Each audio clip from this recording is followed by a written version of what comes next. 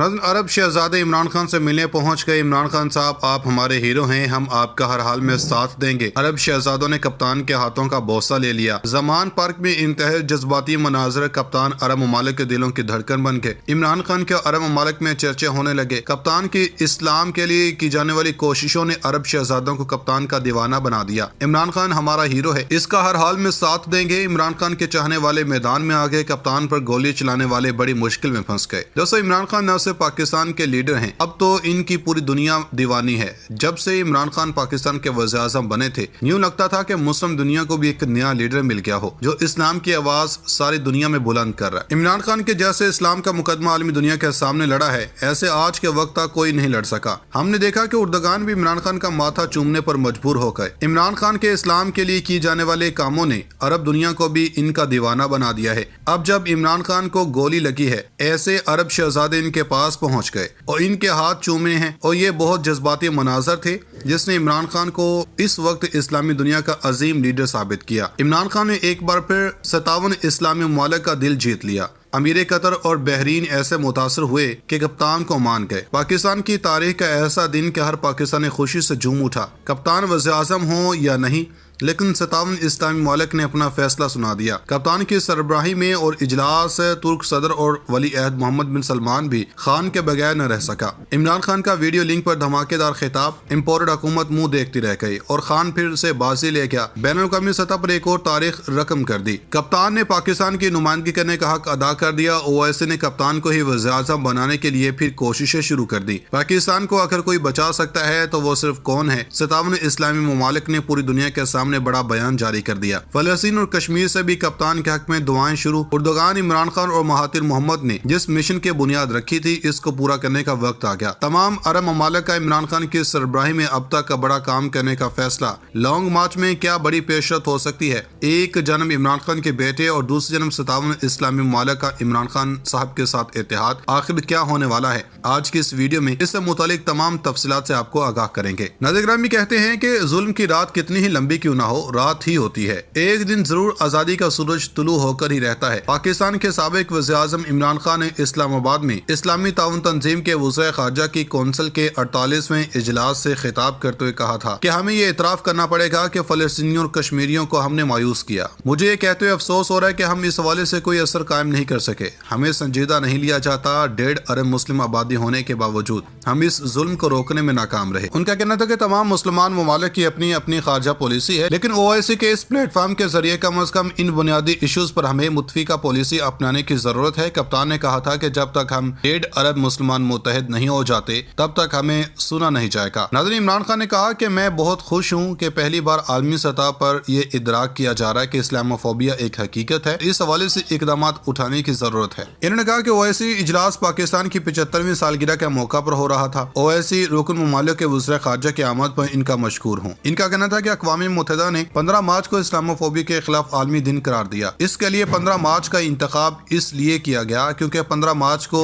New Zealand में एक मुसल्लह शख्स ने मस्जिद में दाखिल होकर 50 मुसलमानों को शहीद किया। इसने ऐसा इसलिए किया क्योंकि उसके नजदीक तमाम मुसलमान दहशतगर्द हैं। इमरान खान ने कहा कि मजहब का दहशतगर्दी से कोई ताल्लुक नहीं, लेकिन 9/11 के बाद दुनिया भर में इस्लामोफोबिया बढ़ते हुए देखा। इस्लाम और मुसलमानों को दहशतगर्दी से जोड़ दिया गया। बहुत माजरत के साथ मैं कहूँगा कि इसके जिम्मेदार हम खुद थे, क्योंकि इस बयानिया का तोड़ करने के लिए हमने इकदाम नहीं उठाए। इन्होंने कहा कि मुस्लिम ममालिक को इस हवाले से आवाज बुलंद करनी चाहिए थी। दुनिया को ये समझाने की जरूरत थी कि दहशतगर्दी का ताल्लुक किसी मजहब से नहीं होता। इनका कहना था कि इस वक्त मुस्लिम ममालिक के हुक्मरानों ने इस पर ठोस मौक़िफ़ इख्तियार करने के बजाय अपने आप को रोशन ख्याल और एतदाल पसंद करार दिया। हमारे उस वक्त के सरबराह ममलकत की जन्म से इनलाइटेंड मॉडरेशन यानी कि रोशन ख्याल जदीद का नारा लगाया गया। मैं खुद कई लोगों से बेहतर अंग्रेजी जानता हूँ, लेकिन इस इस्तिलाह का मतलब मैं भी आज तक नहीं समझ सका। इन्होंने कहा कि रोशन ख्याली का नारा महज मगरब को मुतमिन करने के लिए लगाया गया। इस्लाम तो सिर्फ एक ही है, लेकिन दुनिया की हर कम्युनिटी में हर तरह के लोग होते हैं। न्यूजीलैंड में मस्जिद पर हमला करने वाला भी ان کے معاشرے کا ہی ایک حصہ تھا اگر دنیا کی کسی اور کمیونٹی کو اس طرح دہشت گردی سے نہیں جوڑا گیا۔ ناظرین گرامی، پاکستان تحریک انصاف کے رہنما فواد چودھری نے حکومت پر تنقید کرتے ہوئے کہا کہ اگر وفاقی حکومت سوچ رہی ہے کہ ملک میں مارشل لا لگ جائے اور الیکشن نہ ہو تو ایسا نہیں ہو سکتا۔ نواز شریف منصوبے کے تحت مارشل لا لگا کر پاکستان کی فوج اور اداروں کو خراب کرنا چاہتے ہیں۔ لاہور میں میڈیا سے گفتگو کرتے ہوئے فواد چودھری نے کہا کہ پاکستان کی تاریخ میں ہم نے بدترین مارشل لا دیکھے، لیکن گزشتہ 6 ماہ میں جو ہوا اس کی تاریخ میں کوئی مثال نہیں ملتی۔ ان کا کہنا تھا کہ 6 ماہ میں ملک میں گرفتاریاں ہوئیں، سیاسی لوگوں کو برہنہ کر کے مارا گیا، صحافیوں کا بہیمانہ قتل کیا گیا، میڈیا کے اداروں کو دھمکیاں دے کر بند کر دیا گیا، پاکستان کی سب سے بڑی پارٹی پی ٹی آئی کے چیئرمین کے خلاف منصوبے کے تحت قاتلانہ حملہ کیا گیا۔ فواد چودھری نے کہا کہ 6 ماہ میں 3 بڑے واقعات ہوئے، جن میں پہلا عمران خان پر قاتلانہ حملہ ہوا اور 3 روز تک واقعے کی ایف آئی آر تک درج نہیں ہو سکی۔ صحافی ارشد شریف کو قتل کیا گیا، ان کی والدہ اپنے بیٹے کی پوسٹ مارٹم رپورٹ کے لیے در بدر ٹھوکریں کھاتی رہی۔ اعظم سواتی کو ان کی رہائش گاہ سے گرفتار کیا گیا، پوتے پوتیوں کے سامنے تھپڑ مارے گئے اور آج تک انہیں انصاف نہیں مل سکا۔ اس کے بعد ان کی قابل اعتراض ویڈیوز بھیج دی گئیں اور ان تمام معاملات پر اسٹیبلشمنٹ اور عدلیہ خاموش رہی۔ ان کا کہنا تھا کہ اسٹیبلشمنٹ اور عدلیہ میں جو 50 لوگ بیٹھے ہیں ان کا پاکستان کے حالیہ واقعات سے کوئی تعلق نہیں ہے، یہ پاکستان ہے